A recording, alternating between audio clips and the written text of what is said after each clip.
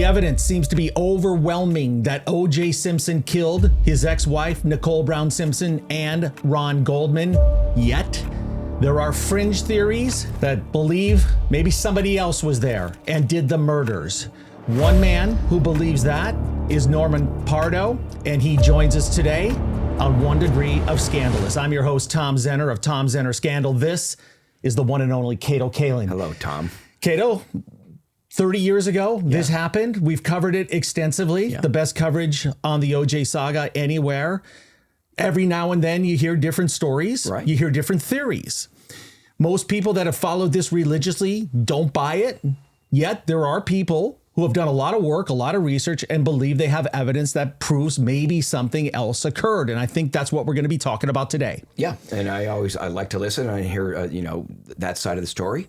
We obviously on our show have had lead detective Tom Lang. We've had a round table of everybody involved in the Simpson trial. So it's going to be interesting to talk to Norman today, Norman Pardo. All right. Hey, Norman. Buckle your seatbelts, everybody. It is going to be an exciting ride. Let's bring him in from Florida, Norman Pardo. Norman, thank you so much. I know you're sitting out there in the hot sun in Florida, but thank you for joining us today, Norman.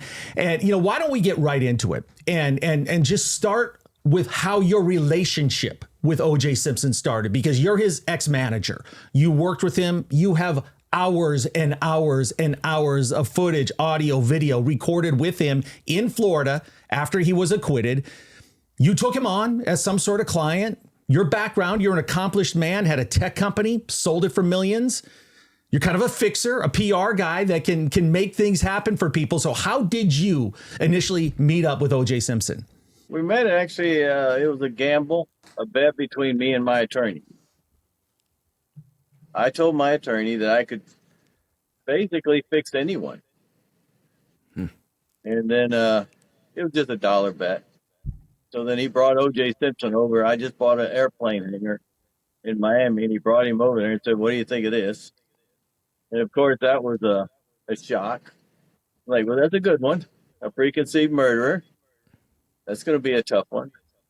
But that's how we met, and that's how things got started. We met at the airplane hangar, and he wanted to know what I wanted from him. And I kept asking him if he killed those people. Wow. So that was our first meeting. So does that mean that you lost the bet or you won the bet? I sort of lost the bet, but I won at the same time because it was a good challenge for me. I love challenges. And to find out who murdered Nicole was very something like nobody else was doing it. Yeah. Okay. Well, so what makes this fascinating is you've never talked to Kato Kaelin before. No, and Kato Kaelin was instrumental in the timeline of everything that happened on June 12th, 1994. So a lot of the information that you have and you have uncovered, we're going to be able to hear from Kato to see if it meshes up with the realities of him being there. But let me ask you, Norman, when you took OJ on and met him for the first time, everybody followed the trial. Everybody knew what was going on. Everybody had preconceived notions. Did you go into this thinking that he killed his ex-wife and Ron Goldman? No, I was open-minded. I grew up shunned as a kid, and everybody sort of judged me, so I don't judge other people. So I'm not a football fan, so it didn't really bother me either way. He wasn't an ooh-ah figure where I go, oh my God, this is a celebrity. It didn't do it. So I had no opinion. I didn't watch the trial. It wasn't something I got into. Norman, when you met OJ in Florida, what was the in LA it was in 1994, 95 during the trial, it was a very, very divided community with Rodney King and then OJ Simpson getting acquitted. Did the Florida people care or did they embrace him?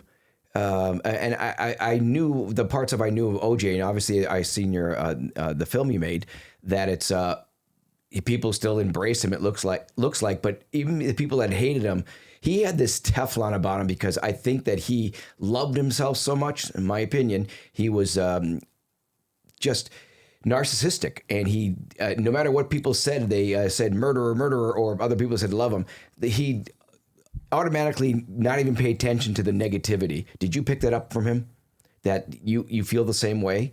That he didn't bother him when people would actually shout out "you're a murderer"? When I first met him, I didn't really get to see the people's reaction to it, to be honest, because we were in my own private place. But when I did my first gig, which was the Tico Arena in Bonita Springs, Florida, I had him host a gig. That was Foxy Brown was there. I think Ludacris, Wycliffe John. It was a lot of people, named people, was going to be doing this hip hop event, and I had OJ as the co-host. He was going to go on, introduce people, and throw out a football. And the crowd went totally crazy at that point. And that's when I decided, okay, there's two sides to this. Because I never seen 7,000 people go so crazy over O.J. Simpson. And they were cheering, holding up lighters, and it was amazing. Like the president was there. Right. Yeah. And that Never probably, seen anything like it. So, and that made him embrace you even more then, that you pulled something off that I'm sure that he gained confidence for him to be saying, you know what, Norman, you're the guy for me. well, that's exactly what he said. He said, I never in a million years thought after the murder thing you'd be able to pull something this big off. So he said, whatever you want, you got it. All right. So we're talking to Norman Pardo. You've seen him. He has a movie, Who Killed Nicole, put his own money into this movie, he has the book, and he spent years working on this. It's an alternative theory. Norman says he has evidence. If you watch the movie, he brings some of that evidence out. A lot of it is sealed files and relying on informants and whatnot, but he's invested a good part of his life into this. Norman, you had to have asked OJ when you first met him. You had to be curious. Were you the murderer? Did you kill your ex-wife and Ron Goldman? Did you ask him that question, and what did he tell you? Yep, the first day. We went out drinking. As you know, OJ drinks. So we went out to a bar. I can't remember the name of it. It was in South Beach. And we both drank as much as we could drink and still stand. I kept asking him if he killed those people, and he kept asking me, Norm, what are you really trying to get out of me? And afterwards, we went outside. He peed on my tire, and somehow we got to where we were going. That's crazy. Well, yeah. So it was a tough first night. Hey, was he drinking tequila, or what was he drinking? Because, you know, I know one of the claims that you have in your documentary is the fact that one of the altercations he had with Nicole, he was drunk on tequila, and he doesn't drink tequila. So what was O.J. Simpson drinking? I know he was doing a ton of partying when he was living. This is after the civil trial, right? This is after he was found responsible in the civil trial, and he wasn't making any money. And all his assets were protected in pensions. That's why he was living in Florida. The NFL money, the Hertz money, all that stuff was saved and protected, so the Goldmans couldn't get it. So he clearly had to make money. So I'm sure that's part of the reason he hired you, Norman. But what was he drinking that night? And did he hire you specifically to make money for him? Actually, he didn't hire me. That was the sort of a reverse on that one. I had created a publicly traded company, and I agreed to bring him on as a spokesperson. In return, I would fix up his image. And he would do whatever I basically said. That's what the contract said. He wasn't allowed to do any interviews, do anything without dealing with me and my company. And in return, I would gamble my company on him. And it was a damaging gamble. I mean, as soon as the article came out that my company was Spider-Boy International, had hired O.J. Simpson basically to work with him, Marvel Comics sued me for over $1 billion. They said my association with OJ was damaging their Spider-Man movie. So what does it have to do with each other? What does that have to do with? Because his company's called Spider? Well, yeah, what's the combination here? Because your company's called Spider? Spider-Boy. I had trademarked Spider-Boy, and my search engine was Spider-Boy. It was a Spider-Boy search engine. We ruled the web. That was our whole slogan. And so they had Spider-Man, and they had Spider-Woman, and Spider-Girl, and they felt they should own Spider-Boy. Yeah. Well, did you sell that to them? And OJ's name is the reason they sued me. They figured it'd be an easy fight. Okay, so, you know, if you follow the comments in our page, Kato, we get these comments all the time because you do hear people that mention one name, Glen Rogers. Okay, and that's a name that we're going to hear on this show today. All right, he's a serial killer. He's doing time. He's doing life, death row in Florida. He is a convicted killer. He was in LA during the timeline in 1994, so we're going to get back to that. But before we go there, Norman, what was it like working with him? I've seen the video, and, you know, OJ doesn't look good, in my opinion. He looks like a creep. He looks like a guy that's just, you know, the narcissistic tag is accurate. He acts like he owns the world. He's disrespectful. He's a prick, basically. The way I see him acting in those videos when you guys are going to clubs and driving around, he's an unlikable figure. You're the one that spent years with him. Describe what he was like in Florida. You just did. Wow. So you agree? You agree with it? Describe. So you agree with what Tom just with the Yeah. description? OJ was never really a sweetheart of a guy. Every now and then you'd see a really good side of him come out, but it was rare.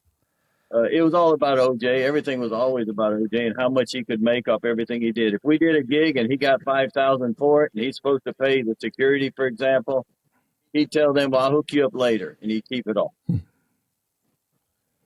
But Norman, So it was always, everything was for OJ. as the owner of that company, couldn't you have controlled those funds though? Shouldn't the club promoters or whoever was hiring you, your business? Technically,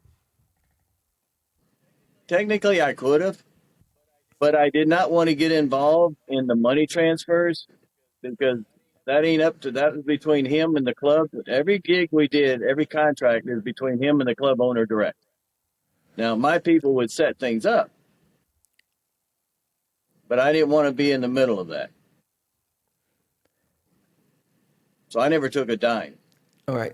So no money ever went into my account, ever came out of my account. So Norman, earlier I mentioned that I believe that my opinion is OJ is 100% guilty, in my opinion. And I mentioned that I think people would scream out things like "you're a murderer" and to OJ right to his face, and some people would say "I love you." How did that affect you? Did they call you names also? Did they say, "How can you help this murderer out?" I mean, socially, people know who you are, so you had to have gone through that. And did you even care?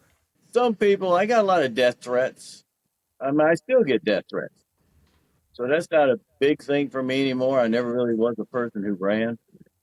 All while I had OJ out on tour, we only got "you're a murderer" one time. So that wasn't really in the air. I mean, people say that they say it, but I don't know. I never heard it. Mm-hmm. Now, we did get it when I put him in on South Street in a convertible to see what would happen. And one person yelled out that, but then everybody else just gathered around the car and it was a love fest. Yeah. He didn't give a damn. I mean, he's making money. He's free. I believe he did it. Kato believes he did it. It's going to take a lot for me to actually, get off that path. Did you just want to follow the story? And this is how it led you down this path to the movie, to the book, and to believing that Glen Rogers was actually the murderer? Basically, when I first met him, I never really... I just wanted... By getting close to O.J. Simpson, I was able to get close to all his friends. And by doing that, they would tell me stories that they wouldn't tell anybody else. So becoming his closest confidant, I was able to get them to open up and tell me the truth. People that he was dealing with in L.A., Vegas, all over. So by doing the tour, I became the go-to guy for everything O.J. Simpson. So people would call me from all walks of life, and they tell me all their stories about him being, whatever it was. I mean, I've heard them all the way up to the White House. So I'm just the go-to guy. And the more that I listened and the more that I filmed, the puzzle pieces fell in on their own. I didn't really have to do it. It just took 20 years of the stories coming together to make that reality. Kato, I almost get the vibe here that Norman was playing OJ, right? Because you were around him all the time. Is that accurate, Norman? Were you kind of playing him for information to see where he led you? Yeah, to be honest, yeah. But he was playing me. He needed somebody to get him back out there. So, all I wanted to know was by letting OJ do what he does best, I would either let him hang himself or find out what happened. And I had already done everything else I wanted to do in life. I just was thinking, okay, this would be something fun. And that's why I did it. It wasn't that fun, though. To be honest, the places we went to, it was the most dangerous thing I've ever done. Mm-hmm. No, so I'm not following. What was dangerous? The places you went to where the danger. Explain that. Well, what do you mean? Let's just say some of the nightclubs I put him in weren't the best places for me to be in. Not your clientele, right? Okay, I get what you're saying. So, but you obviously had your own Well, they security. would literally come up to us. I had people coming up to me and with knives already pulled. Jeez. Yeah. And I was in the front because I've always believed in one thing, and that was if I put somebody in harm's way, it's my responsibility to deal with it. Wow. And so if you look at all my footage, I was always in front of OJ pushing these people back. My security was behind us and around us, but I didn't want them to be in front of OJ and block the people. Mm-hmm. You know what I found So there was a lot of scary moments. Kato, I watched the film. Yeah, I've me done too. a ton of research getting ready for this interview today. And, Norman, one of the things that I noticed that really struck with me is the footage you got of OJ, whether it's in the car, it's in the clubs, it's at a radio station. You got tons of it. You got hundreds of hours of this stuff. He wasn't looking like a hurt spokesman. He wasn't sounding like somebody reporting for NBC News and tossing it back up to Bob Costas in the booth. He sounded like a thug. And he talked differently. He had this street vibe to him. He always felt like he was playing up for the cameras. Did you sense that? Was he playing up for the cameras, or did you get a taste of who the real, quote unquote, real unfiltered O.J. Simpson was? That's what the footage brought out, who he really was. There was 2 or 3 OJs, really. There was the suit and tie OJ that was the Hertz guy. Then you had the other side of OJ that would switch over, and he was the Godfather figure. Then you had the other OJ that would switch over, and he was like a pimp. Yeah. So it just depends on which one you would see. Well, And that was the most amazing thing I really got out of it. It's amazing to watch OJ that you never see. And everybody who's watched my footage says the same thing. It's like, that doesn't look like OJ. He doesn't act like that, but he does. Well, I got it. I watched it also, Tom, and it was, for me, it was very eerie. I didn't like it. I just had that taste in my mouth. I don't know, and no disrespect to Norman, but I was watching it. And there's a scene that Norman's filming where he's in a rap at a sound booth in an audio recording doing a rap song, and it's about Nicole being murdered, and it's about this, but he's hopping along like it's a hip hop song. And to me, I looked at that and I was thinking, this is a guilty man. There was no compassion.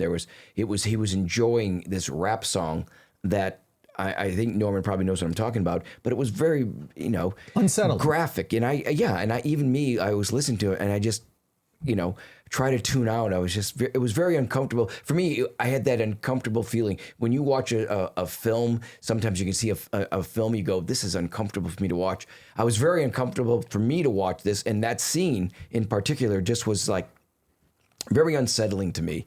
And you captured that there was someone that had no compassion. Well, I did that one for a reason. I had the guy bring over the video or the song to see OJ's response to it. It was The Trial of the Century was the name of the song. Yeah. And I wasn't expecting OJ to sing along with it either and to get into it and say, what he did, because it was all about the bloody gloves and all the nasty stuff of the murders, but he was actually singing and dancing. But the good thing about that is there's a lot of people with body language experts that's been looking at that, trying to figure him out. Because with a body language expert, you can tell what was going through his mind when that song was playing, or what wasn't going through his mind. Very confusing. Like you said, it's very disturbing to watch that one. That one's the one that is the most disturbing for most people. Yeah. What was the finding from the body experts? Was it exactly what I said? Well, they're all different because everyone is looking at it. It's a very confusing video. Most of them think that he's innocent because he couldn't be that nonchalant about just singing along with it. I mean, he's singing along about a murder. I mean, would you do that if you actually did it? I don't know. Yeah. I think that's for the people in the future to figure that one out. Yeah. But they've got that to work on. He's an enigma. He's millions of question marks. Yeah. He's, where do you go? Where do you start? Where do you end with this? Okay, we're going to get to June 12th. We're going to get to the series of events around the murders and what Norman believes happened with his theories and with his findings. One last thing about the OJ in Florida. You spent all this time in the car with him and traveling. Did you ever ask him more details about that night? Did you try to prime? I mean, you were playing him like a fiddle at times. Did you try to lead him down a path where he would say something that might incriminate him? And did he ever mention anything about Kato Kaelin to you? No, he mentioned Kato a couple of times. That was always, he didn't really know Kato. He only met him 5 times. He didn't count on his fingers how many times he met him. And that was about all he'd ever say. He didn't really get involved, and it's hard to get him to talk about that. I would lure him into some things. I got him so angry once, I wanted him to, basically see if he'd kill me. And he was blowing up and yelling. He jumped in my face and started pointing his finger like he always does. But he wasn't the kind of guy that would finish his fight. As soon as I stood back up to him, he backed off. And that's when I noticed that OJ's a tough talker, but he wasn't somebody who run around there killing somebody or hitting them or beating them or fighting with them. He'd never been in a fight. Even when he was a gang member, he was the leader of the gang. He wasn't the one who was actually out there fighting people. Well, I mean, so that wasn't the OJ that's where I might just take exception with you, Norman, because there's plenty of evidence that he was abusive to Nicole multiple times, verbally, physically. That's out there. With his first wife, that, he may have changed when he was around you because you know where it could lead him, maybe back to prison.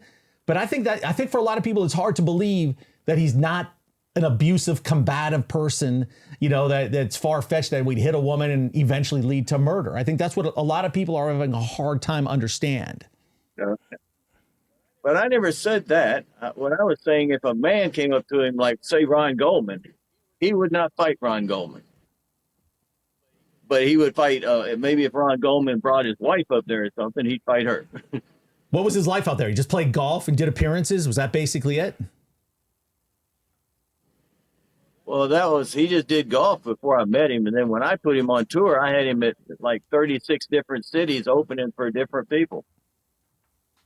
So, I mean, it was different clubs we'd go into. Maybe it was, Foxy Brown or somebody was going to be the act. And he would come out and say, I want to introduce Foxy Brown. Or it'd just be a place where the club wants a celebrity to go there.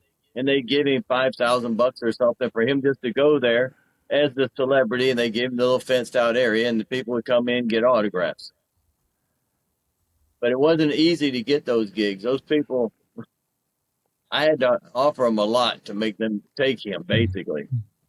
Kato, I'm guessing OJ reported all of that on his taxes. Yeah. I'm sure all those cash transactions, OJ was diligent with the IRS, no question about it. Norman, you're a businessman, smart businessman. Why didn't you tell him to hit the road? Why didn't you tell him to pack his bags and get lost? I never want to see you again if he's not paying you a little bit of commission. What was your motivation to stay with him?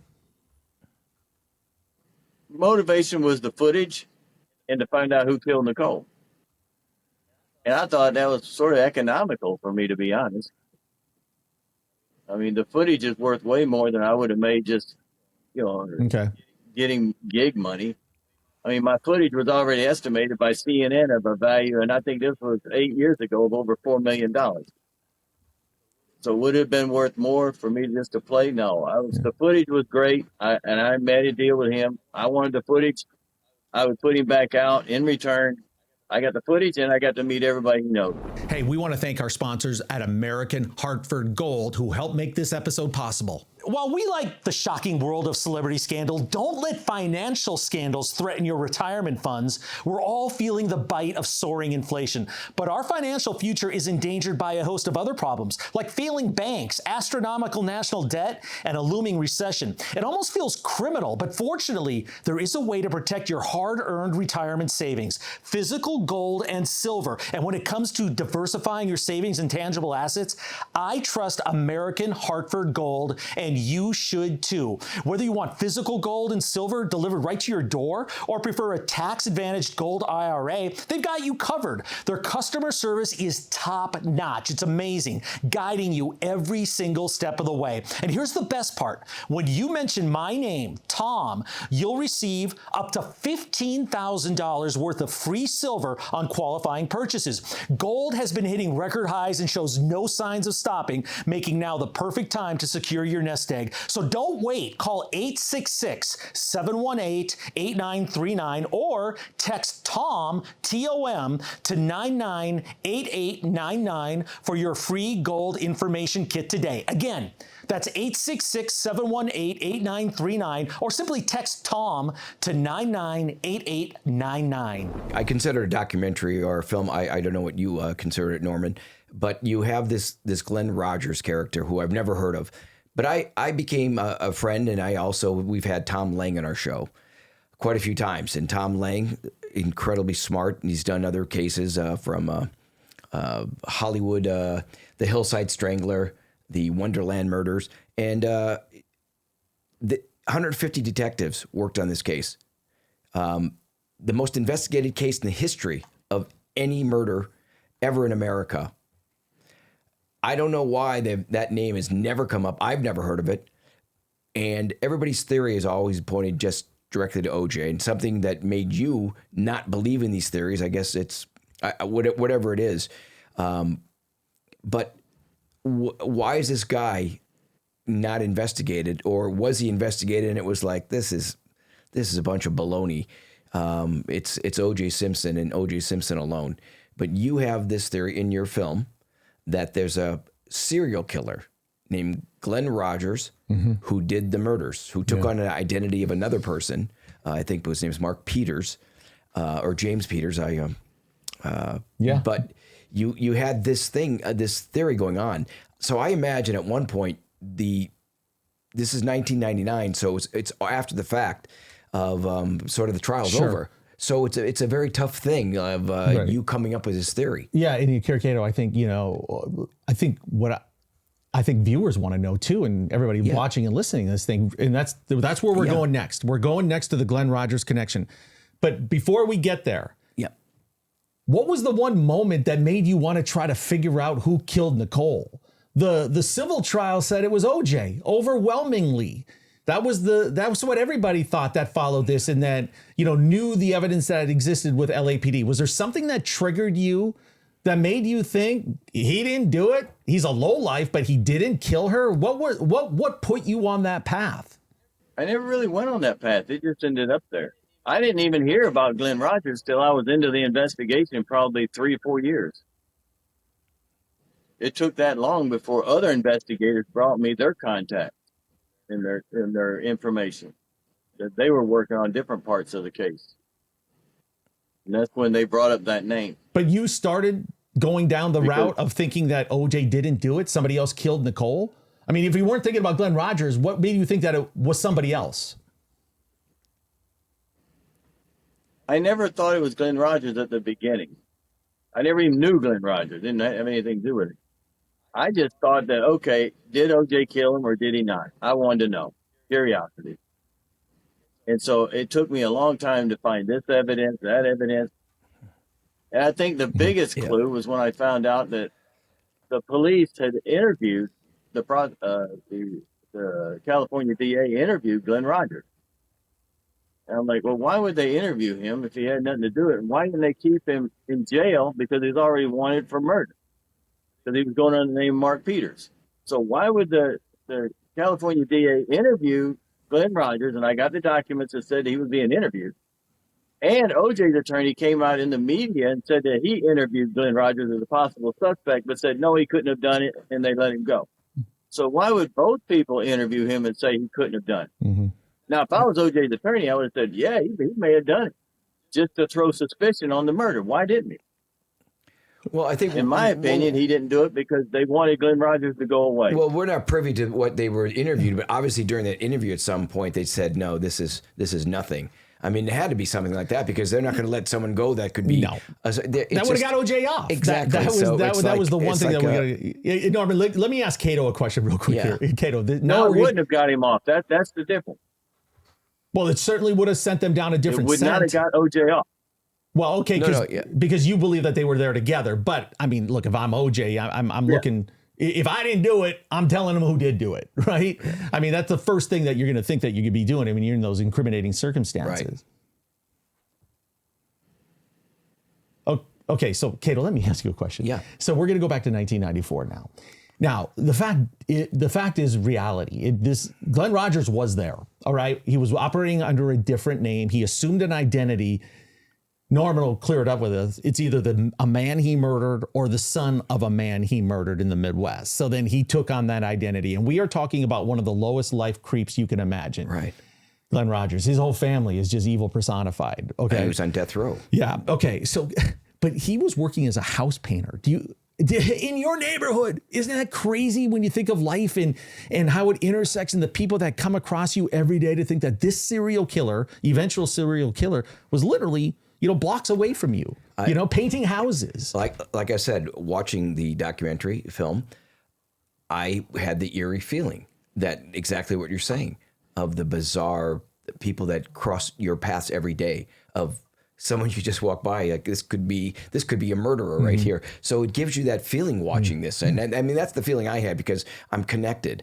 And it was just bizarre to hear that, the theory that there's this guy who, Glen Rogers, I don't even, the theory of him going there with OJ and OJ getting his finger cut and running, Ron Goldman cut him. I don't buy it. I can't buy it only because of the shows that we've done. From Tom Lang to Skip Junis, seeing him trying to unload the duffel bag, all these things that I believe is 100% true. And just the fact that reading Tom Lang's book, Evidence Dismissed, of how many facts he had that were never brought up in trial. Yeah. And so that's also a must read because it's fact. He had all the evidence that was dismissed by the prosecution. Yeah. So Norman, I mean, Kato had a very close relationship with Nicole. They were very good friends, and some of your investigations and findings, leads you to her lifestyle, I guess, for a better way of saying it. So what did you uncover? What did you find out? Or what do you think was the parallel that could somehow get Nicole's paths crossed with this guy? They call him, the Casanova serial killer or whatever. But I mean, this guy's he comes across to me as a redneck. He comes, not a sophisticated type of person that's going to stand out in West LA, Beverly Hills, Brentwood. You're going to be walking the other way if you see this dude, in my impression. But I've never met him. I don't know who he is. I'm just going off who he is and probably the aura that he sent off being a killer. Yeah. But how would he have how was he ever connected with Nicole for the first time? And also, Thomas, that point is getting into those clubs in LA at that time. That person he'd be behind the rope still, not trying to get in. That's, once again, that's just like you said, you described him perfectly. So yeah, Norman, share with us and our viewers and listeners how their paths intersected and they knew each other. Well, that could come one of two different ways. And I can't say, I guess I could say. There was a guy that was first hired that was supposed to follow Nicole around and find out who she was dealing drugs with.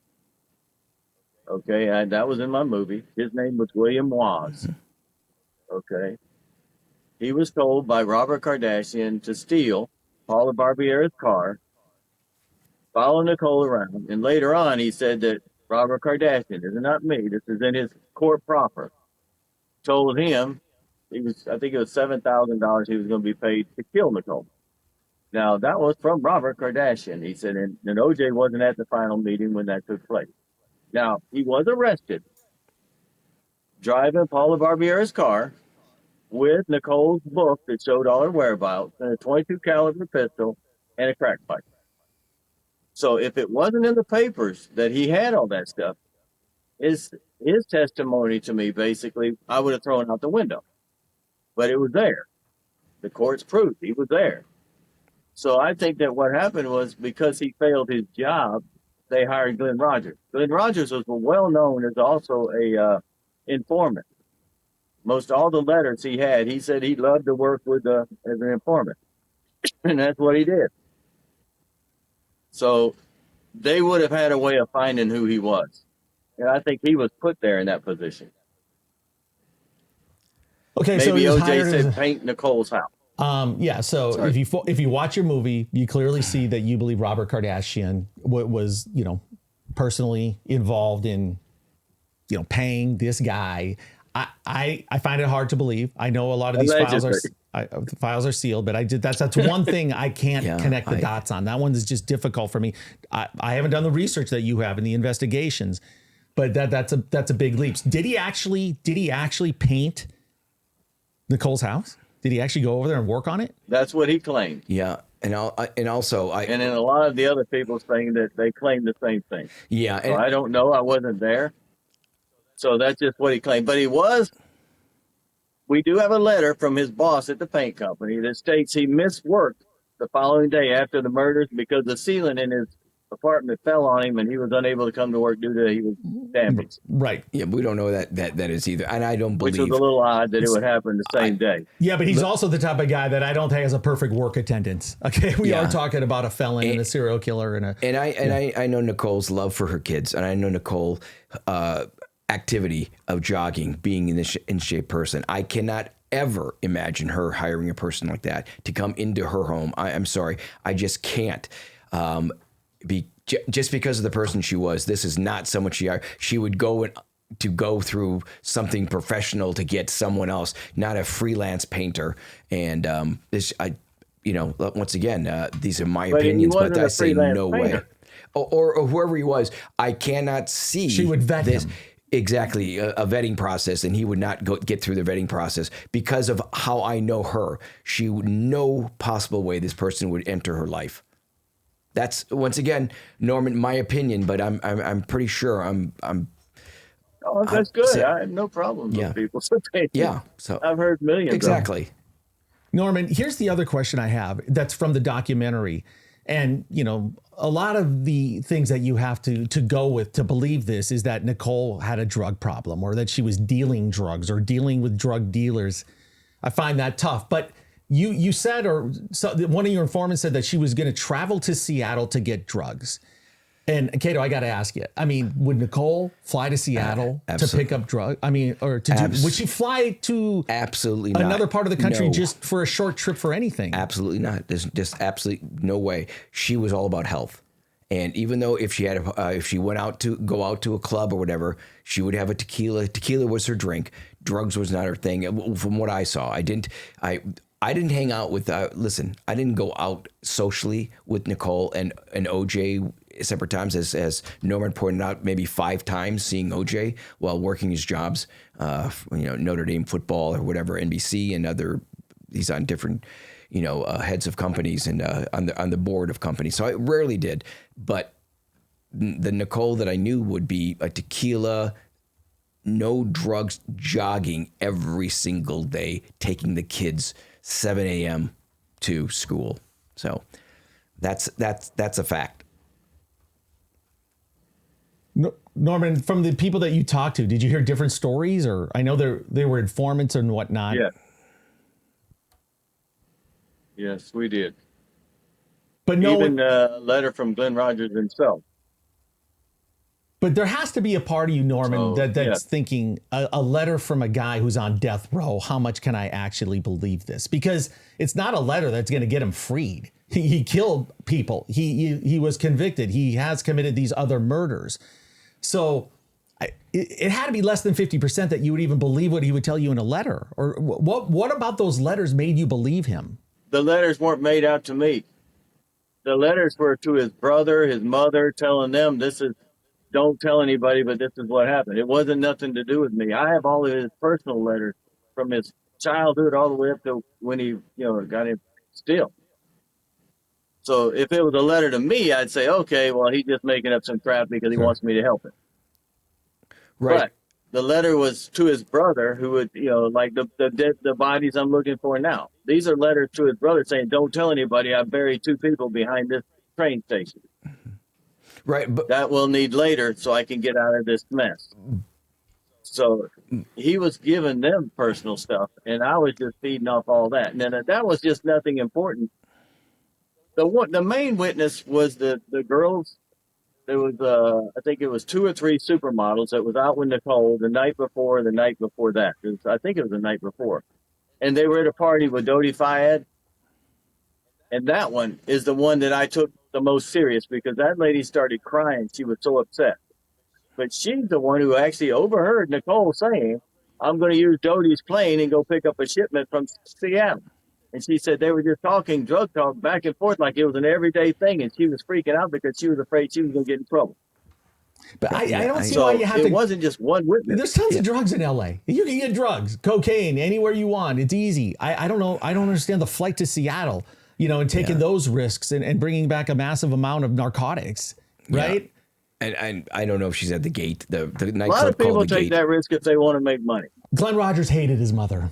Okay, I think it was maybe even in your documentary I saw that she abused him. There was an incident in a bathtub where she held him underneath the water, which triggered him later in life when he viciously murdered someone in a bathtub.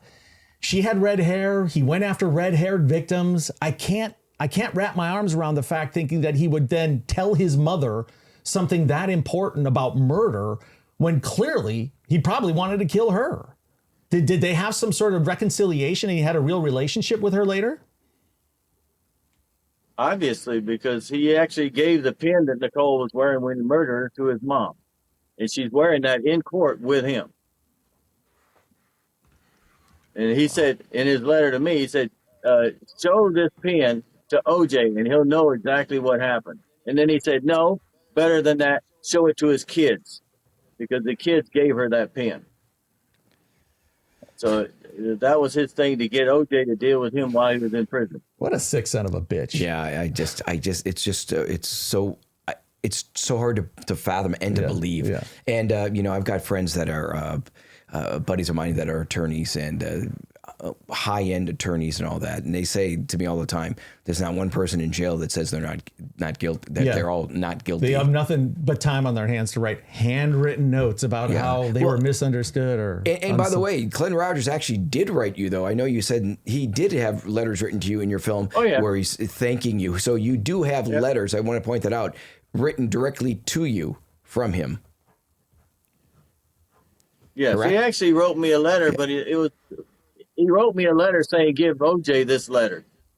So he wrote me a letter to give to OJ where he apologized and said he was sorry about what happened to OJ's wife. He didn't mean that. Did you give it to OJ? So he did give me a letter to give to OJ. And we communicated back and forth quite a bit. Okay. Did you give that letter to OJ? Yeah, and he got mad at me. That's when we split ways and we wouldn't talk anymore. He blew up. He said, I told you to stay away from that man. He said, I don't know you anymore. And he blew up. That was when he was in prison in Vegas. We're skeptical. I believe OJ did it. Nothing's going to get me off that path. You're used to talking to people like that. So I respect the fact that we can have this mature dialogue and back and forth, right? You're not looking for someone to just pat you on the back. One of the other things that I wanted to take advantage of you being on the show is some of the things that I heard in your documentary or things that I've seen that involved Kato. And there was a question, or there was something OJ said that he had told Kato to turn the security cameras and the alarm system back on at Brentwood after the murders, right? So the timeline would be after 10 o'clock before he flew to Chicago from LAX. What was that back and forth about? I saw that on your documentary. What was he saying? And then we'll get Kato to answer to see if it really happened. Actually, the only thing in my documentary was that he took Kato to McDonald's the night of the murder. That was the only thing I mentioned in the thing. And then Kato, also in the documentary, Kato, OJ seemed to claim that he never, ever went to McDonald's. But I don't know, man. I find that hard to believe. Everybody goes to McDonald's. Well, bringing up, I'm going to cover this real quick. First of all, I invited myself. I had no idea where we were going to go, but I knew when I asked him when he came to my guest house door, I knew at that moment that I overstepped my boundaries with a celebrity at the time, O.J. Simpson, and I was so uncomfortable because when I said, "Oh, I'm starving, can I go too?" he took this pause, and it seemed like an eternity, but he took a pause, and he said, "Yeah, sure." So in my hindsight now is 2020, so I'm thinking, I'm screwing this. I screwed up his timeline. He came to my room, I think, for an alibi. He's driving around. I don't know where we're going. I don't eat McDonald's. I don't eat meat. So we go. Red meat. And so we go and he's just driving, not even talking. And I'm just this guy in the front seat of, boy, I'm really uncomfortable. He's very quiet. He ends up at a McDonald's, and the police detective said, "Why'd you go to that McDonald's?" I said, "There's one much closer." I said, "I had no idea where we were going." Then he comes back after eating immediately in his car. I think it was a quarter pounder and 2 of them, I think. And he came back to the house, and I walked towards his house. He's never left the foot of his car. He never left. And I thought we were going to eat the rest of our meal together. And I knew immediately, okay, he doesn't want me to hang out. Went back to my guest house. Also in the documentary, you mentioned the housekeeper. Housekeeper was never there. Michelle was her name. She wasn't there at all. And it's kind of a big part in the documentary, because the limo driver rang the doorbell over and over to get let in. If she was there, she obviously would have let him in. So that's a point I also wanted to make, that Michelle, the housekeeper, was never there on that night. So it wasn't Norman's movie that I saw this clip, but I did see this where OJ said that he called you to turn the security cameras back on, or the alarm. Yeah. Which doesn't make sense to me, because he didn't seem to have that type of relationship with you. No, there were no security cameras. If there were security cameras, there'd be, that would have been, I think, we would know all the things or more. But Kato, you did help me with my case. Yeah. Just now?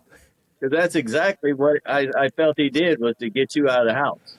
Yeah, no, I never left. And Norman, as soon as I came back from McDonald's, I'm on the phone with so many other people. And I mentioned on other shows I've done how I stress timelines are so important, because obviously all my records are there with the phone, because I didn't have a cell phone, and it was just all the phone calls me making that night.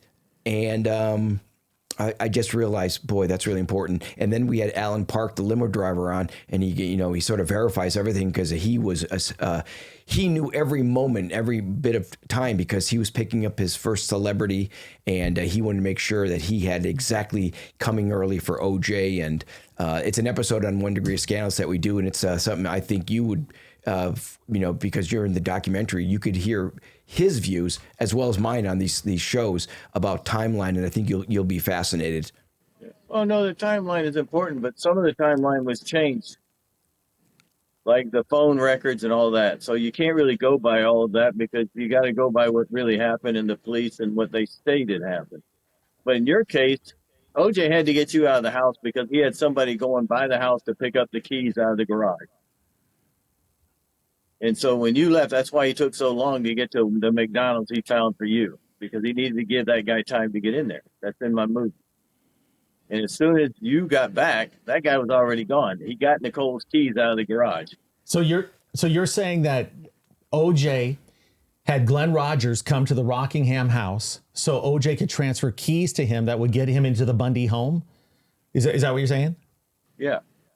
Yeah, so that's another hard to believe for me also, because my guest house is not even close to the garage, and it wouldn't have mattered at all of me being in the guest house, because I don't know what goes on. It's a very large property. I would never know what's going on. Well, you may have seen him going into the house. Yeah, well, I mean, from what where if you were outside walking and there he was? I mean, these are certain things that, you could have said that, but I was in my room, so who knows? I mean, that's your theory. I just know where I was, and the timeline, how it matches up. And I thought, in hindsight, everything is, like I said, 2020. But boy, I think that was just a complete alibi being set up, and there's no way he thought I would invite myself there. And it wasn't planned for him, because I could feel that he did not want me to go.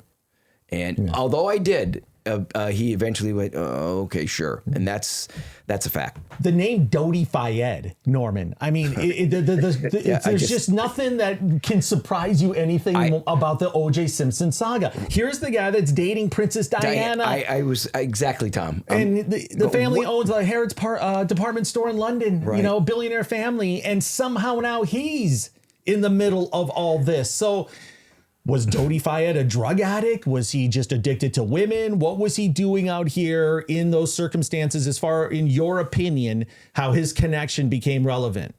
From what the witness said, the supermodel that was there, he liked women. And Nicole was always around beautiful women. So I don't know how their paths met. I don't know anything about that. All I know is the witness, and she testified all the way to the details of what Glen Rogers was wearing that night. Glen Rogers was at that event with Dodie Fayed and Nicole, and she went into details what he was wearing, including his shoes, because she's been afraid for years to come out and talk about it. Okay. Hey, I heard you mention something to Kato just a minute ago. Are you insinuating that phone records were doctored as evidence? Yes. But who would have the motivation to do that? Why would somebody die? And how is that even possible? Anybody needed to move the timeline. Sure, but the prosecution and the defense has an ability to look at that. That's evidence. And you're going to notice if they're doctored. How can you sneak that by one side without them knowing? They didn't. If you listen to Johnny Cochran, when they were arguing over evidence that they could come in and come out, they told him about the phone records, and even Johnny Cochran on record stated, which phone records are you talking about? You showed us a couple of them. Because they was different ones. So that was actually part of the trial in the transcripts. Yeah, this is hard because in 1994. So that was easy to pull out. And then when you look at the document, which I have, you can see how it was erased. And the biggest mistake was when they erased the times for the conversations, they forgot to erase the PM and AM. So that's the mistake. It went from like 9 p.m. to 10 a.m. to 11 a.m. to 12 a.m. They messed that part up. So you can't really, if you're going to change something, you should have took more time. Yeah. So Norman, and they needed that. Okay. Here, help me with one thing, and I just think this is where I get a little skeptical. Is it's hard to get 2 or 3 people to tell the same story or to keep their story straight or to protect a lie when you're talking about something small. With your kids, it's impossible. There's just so many leaps you have to take as far as assuming evidence was doctored. And the one big thing for me is your claim that Nicole and Ron were killed 2 hours apart, or at least an hour and a half. That Ron was killed first and Nicole was killed second. And there's at least we have good forensics out here, right? And sometimes they make mistakes, but that's a big leap to try to make, where someone in the past 30 years wouldn't have said, yeah, I altered that autopsy report. Yeah, I lied over here. That's why I think it's too many coincidences and then relying on witnesses that don't want to show their face or give their name. So just as a filmmaker, as a guy who's invested so much into this story and really done a good job conveying what you believe happened, how do you get past some of these inconsistencies that common sense say doesn't make sense? Well, the 2 hours apart makes sense. It start with when Glen Rogers put in detail what happened that night. And he stated that him and OJ he took Ron over to the house, to take back Nicole's glasses because Ron didn't have a car. You figure he didn't. OJ was already in the gate when they came in there. And he said when he took Ron behind through the gate, OJ was there to confront him on the front. He couldn't turn around and come back because Glen Rogers was behind him. Then Ron moved over into the bushes, which makes simple sense because he was in the bushes that whole fight. No blood from Ron Goldman was on the sidewalk. It was in the bushes. Okay, it was all in the bushes. Now, supposedly, Glen Rogers was the first one who pulled the knife when OJ had his finger in his face like this and cut OJ in the finger. And OJ ran out of there, and Glen said, and this is a quote, "I wasn't going to let that N-word leave me holding the bag." He said, so I ended up, he killed Ron, ran over to OJ's house to get his money, which OJ had already gotten a plane and left. He said he threw the glove over the fence because he wasn't going to let that N-word leave him holding the bag. So he wanted to put as much stuff there as evidence. And OJ's blood drops to his house was OJ's blood drops. They weren't planted by police. They were his blood drops from his finger. And then he said he went back to Nicole's house because he wanted his money. And he said, I called Nicole and said, I got some nose candy for you. And he said that, he knew by doing that she would come to the door with some money. He said she came to the door and she said, okay, let's go around the side and do this thing. And we went around the side. Ron was already dead in the bushes. She screamed.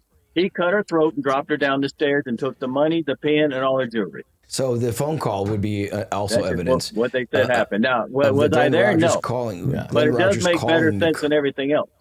Well, Glen Rogers calling Nicole would be also be a record. Now, so it's just it's hard for me to fathom all this. And you know, Tom, they just recently, and I'm sure Norman knows, that FBI has 475 pages released of the OJ file. I haven't read it, so I don't know if Norman has. But I'm going to see if it's online to read if Glen Rogers is mentioned in those files. Nothing is mentioned in those files. Okay. Hey, 3 quick points of what you just said. Number one, I can't believe anything Glen Rogers says. I just cannot take anything he would say on face value. Number two, his MO, Norman, was to flee after he commits murders. He gets out of town. So I think it's strange that he would have lingered in LA. No, he doesn't get out of town. Okay. Well, on some of them, I think he did. That's why Hamilton, Ohio, and the one in Florida. He killed a woman just a week or two after Nicole, and then that's when they actually arrested her. He left town at that point. Why couldn't he just get hit by a car and died a slow, horrible death? Fuck, at the age of 3 or something. And last thing too, I don't find it unfathomable that Ron's blood would be on a different side, and not because he entered a different way. They weren't together. He and Nicole weren't together. So that's that doesn't point to Glen Rogers doing it. It could point to OJ being surprised that Ron Goldman showed up on the scene and freaked out there. So yeah, it's almost like the next thing I'm going to find out that Glen Rogers had dinner with Robert Blake. It's just so far-fetched for me. Norman, what's your where do you go next with this? How did the movie do? Movie's doing good. I think we've had 700,000 downloads recently. So it's doing what it's supposed to do. It's out there because I just wanted it out. I wasn't after the money. It's a free download. Sure. No, you do make it free for everybody on YouTube. And if you have an open mind, go watch it. Go see the evidence that Norman presents here, because he invested a good part of his life and a lot of money into this. Norman, we'll wrap this up here in just a second. Really appreciate you sitting out there in the hot sun in Florida. And we're going to talk about your new project and what you're doing, so you can give that a little plug. But are there any moments for you where you sit back and think, maybe I was wrong, maybe this doesn't make sense, maybe this is too much of a leap? I don't know. Can I really trust Glen Rogers? I mean, this guy is a serial killer. Does that ever happen for you? I didn't trust Glen Rogers. Okay.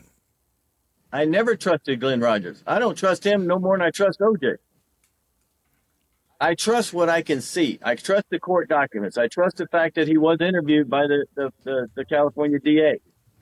Why would you interview a guy who just killed 2 people, who was on the world, America's Most Wanted for murder, and let him go? Now, you tell me, how can you do that? He's wanted for murder. The California DA interviewed him and said, no, you didn't do it. You can go home, even though he's on America's Most Wanted.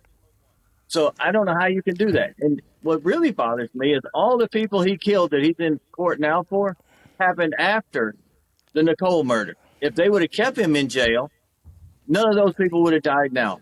And that's really bothering. That's why I'm out here now trying to find the bodies of the other victims. Yeah, and I respect that. I do. It's sad. Yeah. Because that's what you're putting your time in now, to go find where these victims are, these other victims of the serial killers, Glen Rogers, and you want to, for the family, right? To bring some closure to them. Right. So you're finding out where these other bodies are buried through Glen Rogers? He's telling you, go to this warehouse that he sent letters to his family. He sent letters to his family members, and they were talking back and forth on the different places he buried them. And have you discovered bodies? So I've got all the letters. Okay.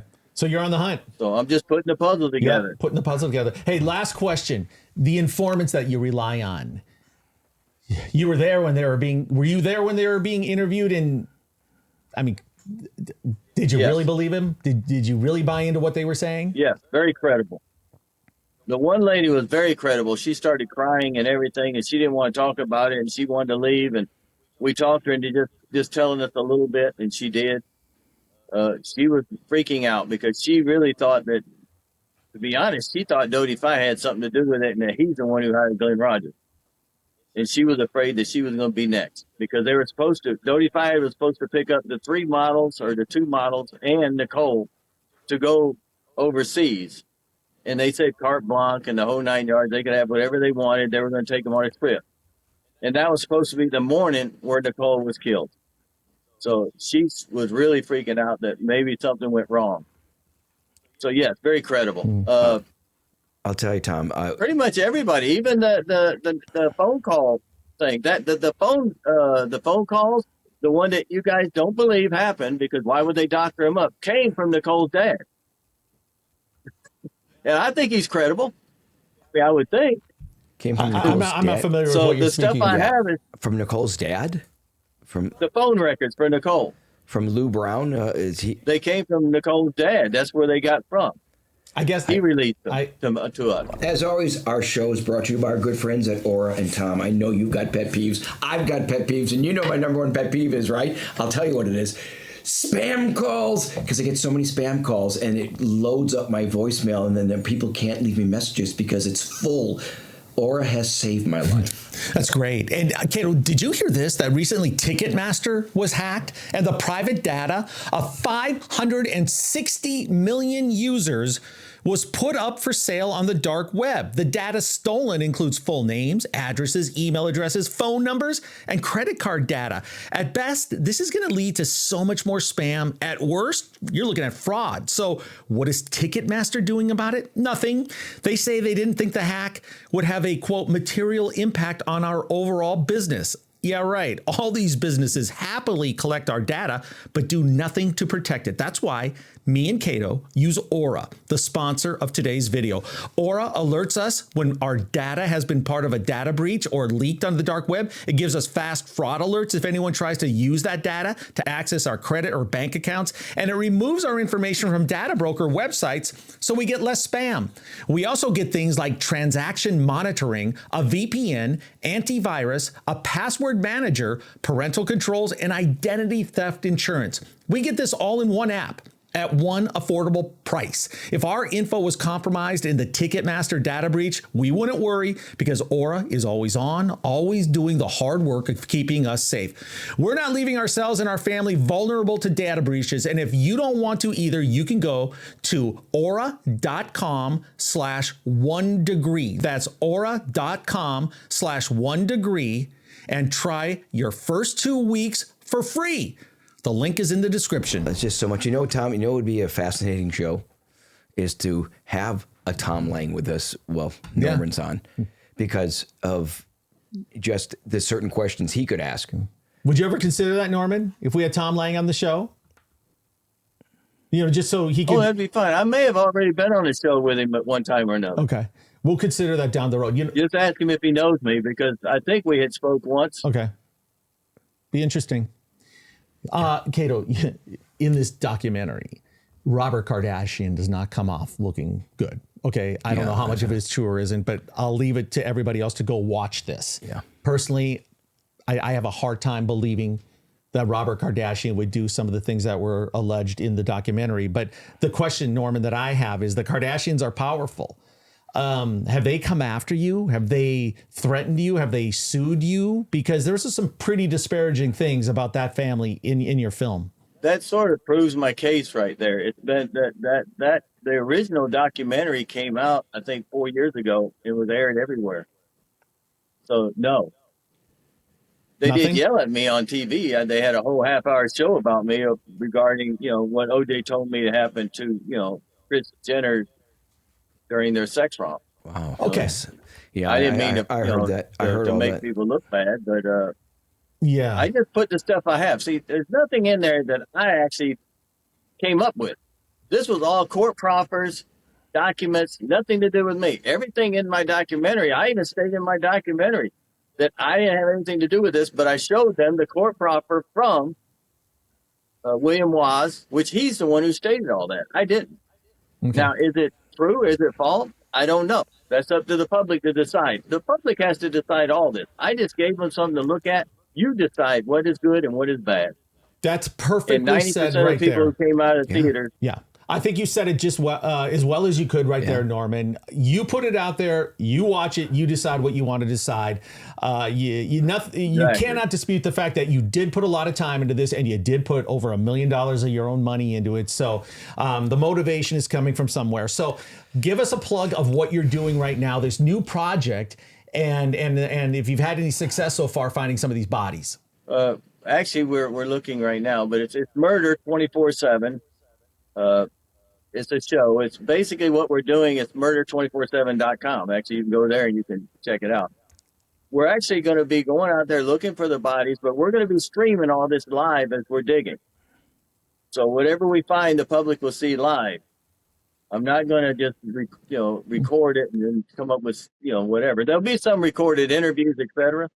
Al Capone's vault. Yeah. Hopefully they won't be empty. Yeah. But once we find something, that's a great idea. It's fascinating. The public will find it with us. And that is that. Yeah, we do have a network. We got a couple who's actually waiting on me to finish up 5 episodes so they can take it. So is that a Murder 24/7 the numeral 24, or is it spelled out Murder 24 in TWENTY, or is it the 24/7? It's Murder. You can go Murders, MURDERS 247.com or murder247.com. Okay, so it's the number 24/7. Sure, we'll put it up on our screen so people can check it out. That's all we do. We focus on murders around the world. And we've got people in Ireland all over who's doing murder247.com. They're actually putting their murders for Ireland in there now, where they're investigating. So it's going to be cool. I feel like you will be on Discovery ID soon. Someday. I don't know. I'm getting tired. I'm looking for somebody to take this over. It's that Florida humidity. I don't mind doing some of it, but it's the heat. There's 10. I've got thousands and thousands of documents that I have to go through, and then they'll give me street names in some places, but I won't have the city. So we have to find the city that the street names match up to. Right. And the corners from which he said, I buried her on this street corner, but they didn't mention the state. So, there's a lot of digging and a lot of work to get it started. That's what's taking me time. Kato, some people like go bird watching. Some people like pottery. Some people like finger painting.